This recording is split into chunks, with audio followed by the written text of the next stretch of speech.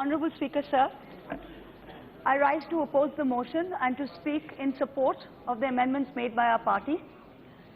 First of all, let me begin by humbly accepting the resounding mandate that this government has got. But it is the very nature of the overwhelmingness of this mandate, of the totality of this mandate, that makes it necessary for us to be heard today, for the voice of dissent to be heard today. Had the mandate been any less, there would have been a natural check and balance woven into the narrative. That is not the case. The House belongs to the opposition, so I stand today to reclaim this inch that has been guaranteed to us. Let me start by first quoting Maulana Azad, whose statue stands tall outside this great hall. He once said of this country that he was fighting to build. He said, "It is India's historic destiny that many human races and cultures should flow to her, finding a home in her hospitable soil, and that many a caravan should find rest here, where our cultures, our languages, our poetry, our literature, our art, the innumerable happenings of our daily life shall bear the stamp of our joint endeavour." This is the ideal that was carved into our constitution. This is the very constitution that each of us have sworn to protect. But this constitution is under threat today. Of course, you may disagree with me. You may say, "Achhe din are here, and the sun will never set on this Indian empire that this government is seeking to build." But then you're missing the signs. You are missing the signs, and if you would open your eyes, you would see that there are signs everywhere that this country is being torn apart. In the few minutes that have been allotted to me, let me list out these dangerous signs. The first sign: there is a powerful and continuing nationalism that is searing into our national fabric. It is superficial. It is superficial. It is superficial. It is xenophobic. It is xenophobic. Sir, there is no room for professional hecklers inside the corridors of this great hall. There is no room. I urge you to put the House in order. There is a powerful and continuing nationalism being seared into our national fabric. It is superficial, it is xenophobic, and it is narrow. It is a lust to divide. It is not a desire to unite.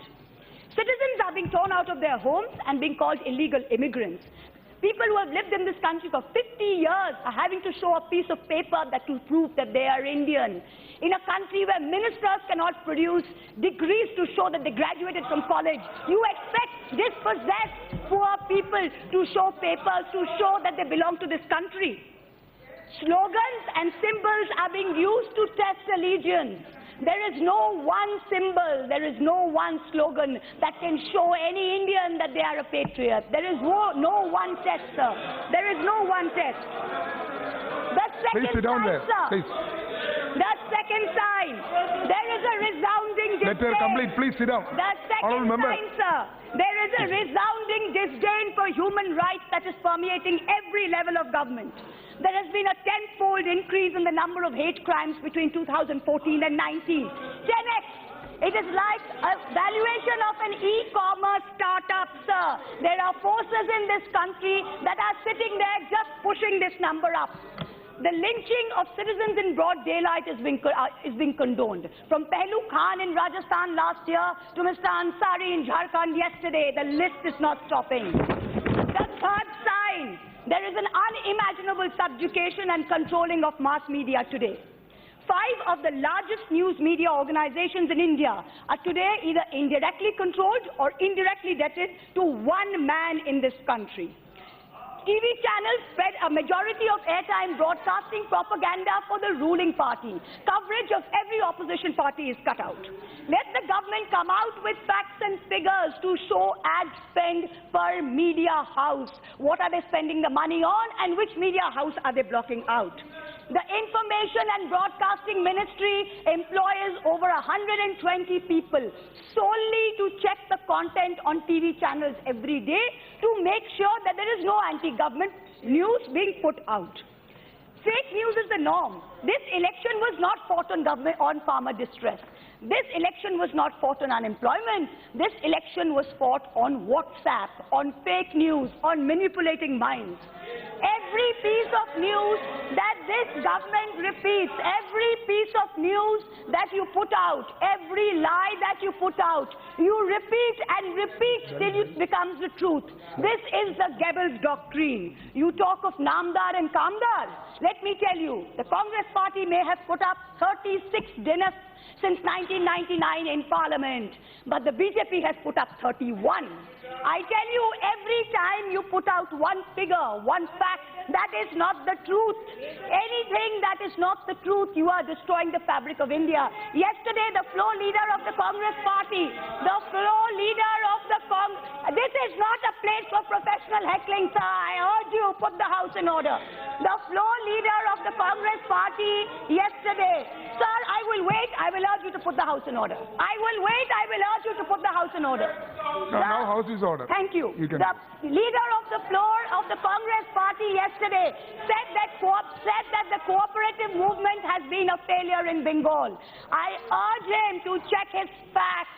The one cooperative that he is referring to, the Bhagirathi Dairy in Murshidabad, is now in profit, sir. Every small misinformation that we put out serves to destroy this country. The fourth sign, there is an obsession with national security. At my maiden speech, sir, I have to finish. There is an obsession with national security and the identification of enemies.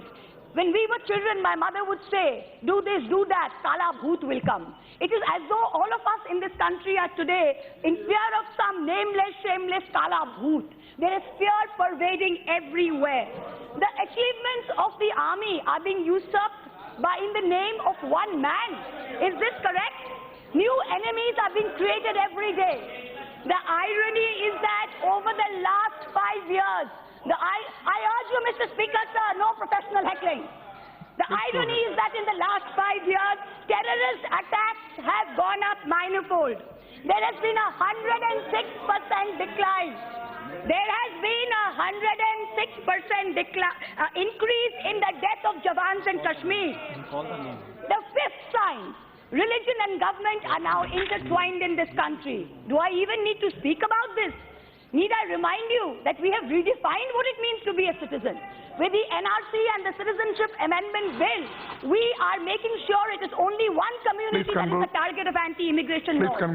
Members of Parliament today are more interested in the fate of 2.77 acres of land than in the 812 million acres of the rest of India. This सिर्फ 7 एकड़ जन्मभूमि के मुद्दा नहीं है, ये सारा देश 80 करोड़ एकड़ को अखंड रखने का प्रश्न है. हम आपको बोलते हैं.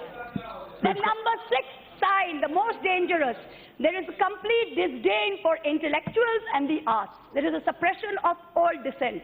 Funding is being cut for liberal education.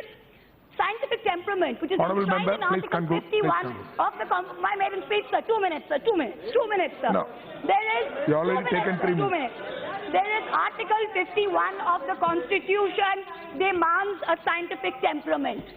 Everything we are doing is pushing India back to the dark ages. Secondary school textbooks are being manipulated and distorted in order to indoctrinate.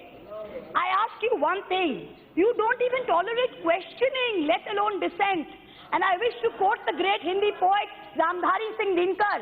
I wish to tell him this, the spirit of dissent is integral to India. You cannot shackle us. हाँ दुर्योधन बांधने मुझे तू आया है, जंजीर बड़ी क्या लाया है? तूने को साध ना सकता है, वो मुझे कब बांध सकता है? I ask you this, you cannot keep us down. Number 7, the seventh and the last sign. There is an erosion of independence in our electoral system. The election commission is being used to transfer key officials. 60,000 crores was spent on this election, 50% by one party, 27,000 crores. In 2017, the United States Holocaust Memorial Museum put up a poster in its main lobby, and it contained a list of all the signs of early fascism. Each of the 7 signs that I have pointed to you feature on that poster. There is a dangerous fascism rising in India. It is incumbent upon all of us to stand up to it. Let us, the members of this 17th Lok Sabha, decide which side of history do we want to be on. Do we want to be upholders of this constitution, or do we want to be its pallbearers? I do not dispute the resounding mandate that this government has got.